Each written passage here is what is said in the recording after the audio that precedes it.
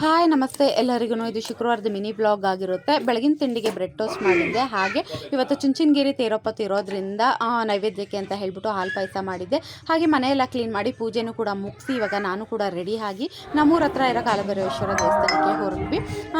ದರ್ಶನ ಅಂತೂ ತುಂಬಾ ಚೆನ್ನಾಗಾಯಿತು ಅಂತ ಹೇಳ್ಬೋದು. ದೇವಸ್ಥಾನದಲ್ಲಿ ರಶ್ ಇರಲಿಲ್ಲ, ಊಟಕ್ಕಂತೂ ತುಂಬಾ ರಶ್ ಇದ್ರು ಅಂತ ಹೇಳ್ಬೋದು. ವರ್ಷವೂ ಕೂಡ ಇಲ್ಲಿ ನಾನ್ ವೆಜ್ ಊಟ ಮಾಡ್ತಾರೆ, ಅದರಿಂದ ತುಂಬಾ ರಶ್ ಇದ್ರು.